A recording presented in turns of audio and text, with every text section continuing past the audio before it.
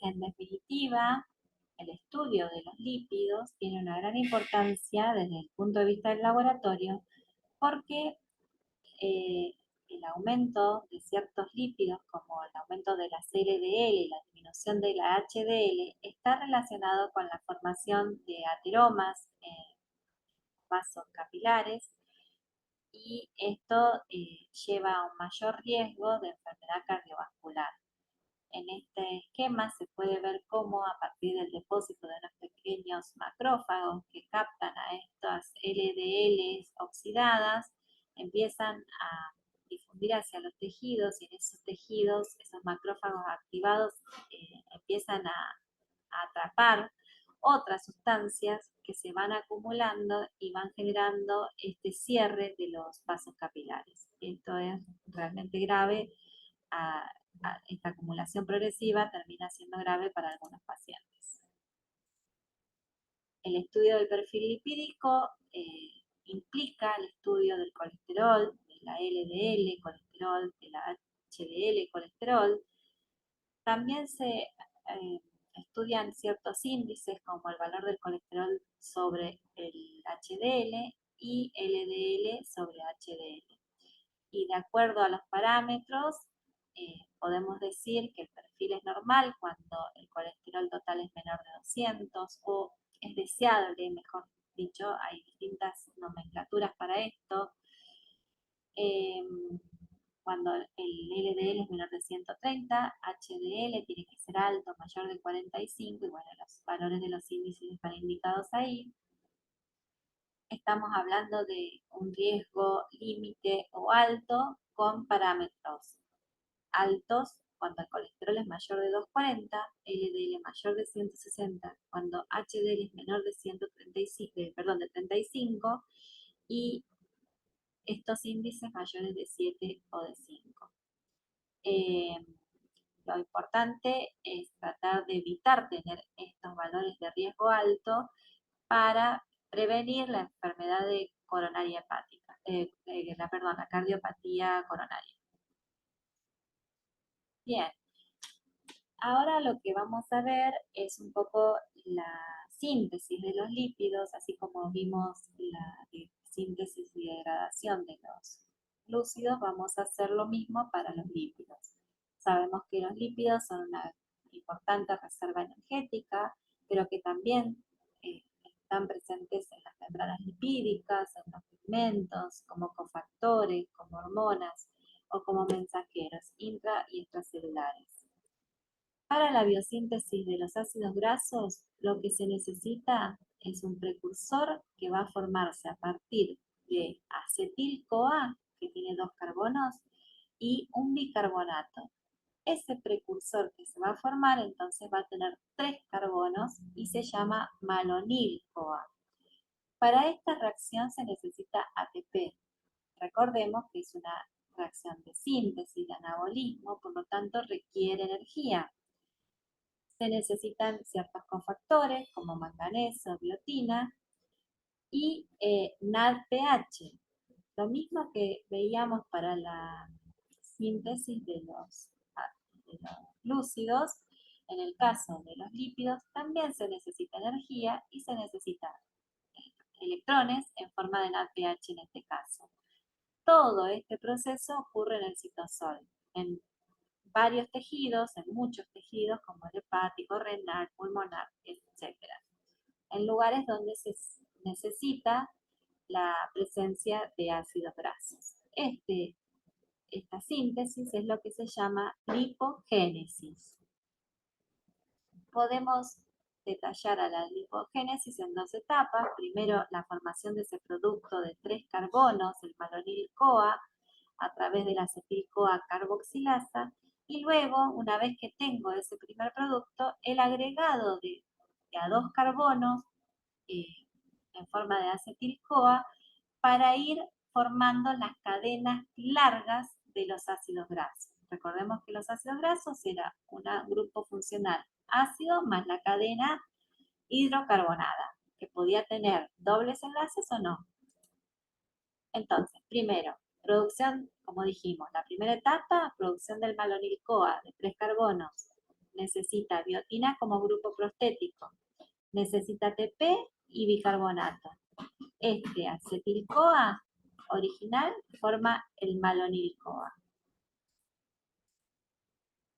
Luego, en una 4 reacciones que no nos van a importar cómo ocurren ni cómo se llaman esos productos intermedios, lo que tenemos que saber que a partir de esas 4 reacciones se van a ir agregando de a 2 carbonos con la ácido grasa sintasa. La cadena del ácido graso se va a elongar, es la elongación de la cadena y va a ir creciendo con de a 2 carbonos. En esta etapa, fíjense que se requieren 2 NADPH para que esto ocurra. Este es un esquema de cómo va ocurriendo, que tampoco vamos a detallar con precisión cada etapa. Lo que quiero que se acuerden es que el aporte de los 2 carbonos viene a partir del acetil-CoA. Para poder activar este acetil-CoA e ingresar a la cadena, se tiene que formar el malonil-CoA. Y uno de los carbonos se termina eliminando como dióxido de carbono. En definitiva, lo que va a ingresar a esa cadena para elongarla es los 2 carbonos del acetil-CoA.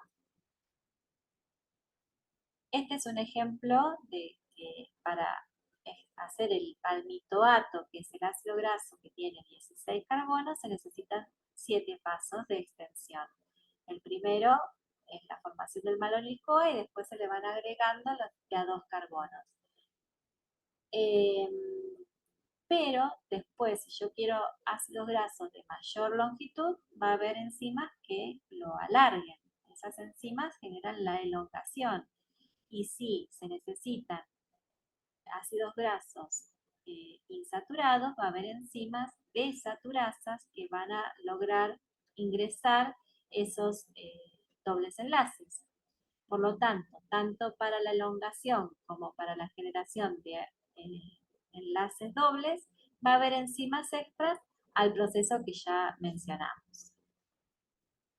Para cualquiera de la síntesis de cualquiera de los ácidos grasos, es necesario entonces ATP y NADPH como recursos energéticos para esta reacción del anabolismo. El NADPH, ¿de dónde lo obtengo? Bueno, recordemos que se obtenía de la ruta de las pentosas, pero también hay otra enzima málica que se llama, que a partir del malato forma NADPH y piruvato. ¿Y el acetil-CoA, de dónde lo obtenemos? Bueno, recordemos que la glucosa cuando está en exceso se puede transformar en ácidos grasos a través de la formación previa del citrato, que como recordarán, el citrato es el que puede salir de la mitocondria a través de un sistema de lanzadera y transformarse luego en acetil-CoA y luego en ácidos grasos. También puede formar oxalacetato para obtener a través de la enzima málica el NADPH necesario para que ocurran estas reacciones de síntesis de ácidos grasos. ¿Cómo se regulan? Bueno, las enzimas que están reguladas son la citratoliasa y la acetil-CoA carboxilasa. La citratoliasa es la que permite la formación a partir del citrato acetil-CoA en el citoplasma.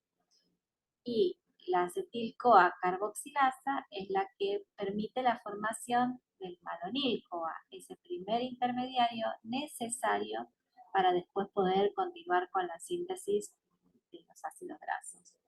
Entonces, ¿de qué va a depender esta activación o inhibición? Va a activarlo todo lo que tenga que ver con el aumento de los recursos energéticos. Es decir, yo tengo mucha glucosa, se libera insulina, activa esta enzima y es inhibido, en este caso, la acetil-CoA carboxilasa por el glucagón. No pido detalles de dónde actúan principalmente la insulina, el glucagón, sino que en términos generales pensar que la biosíntesis de ácidos grasos va a estar activada por la insulina y va a estar inhibida por el glucagón y la adrenalina, la epinefrina es la adrenalina, como vimos en casos anteriores. Entonces, en resumen, la biosíntesis de ácidos grasos ocurre en diferentes órganos, en hígado, tejido adiposo principalmente, pero también cierta parte de los ácidos grasos son necesarios en otros órganos, por lo tanto también ocurren en otros órganos. El sustrato es la acetil-CoA. Las dos enzimas que son importantes son la acetil-CoA carboxilasa y el ácido graso sintasa, que va a depender del NADPH, del ATP, del manganeso, bicarbonato y biotina para que pueda ocurrir, y que el producto, este es el ejemplo del palmitato o palmitoato, pero puede haber otros ácidos grasos también a partir de este.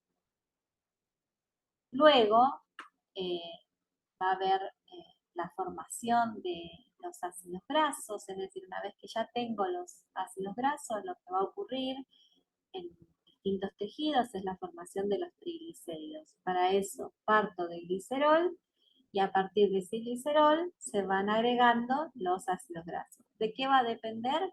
De la presencia de ácidos grasos libres. Si hay un gran aporte de ácidos grasos libres, se van a formar los triglicéridos. Y esto ocurre principalmente en el retículo endoplasmático para que esos lípidos puedan ser entregados luego a las lipoproteínas y ser transportados a partir principalmente, si esto ocurre en el hígado, a través de la vía endógena, como vimos anteriormente.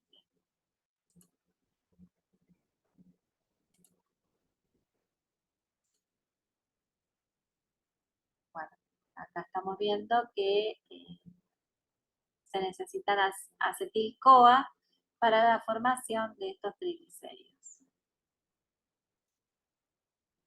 Y finalmente, la síntesis del colesterol, que es esta estructura de 27 carbonos, para formarse también tiene como precursor el acetil-CoA. Es un proceso que ocurre en 4 pasos que no los vamos a ver, pero lo importante que al igual que en el caso de la síntesis de ácidos grasos, el precursor fundamental es el acetil-CoA.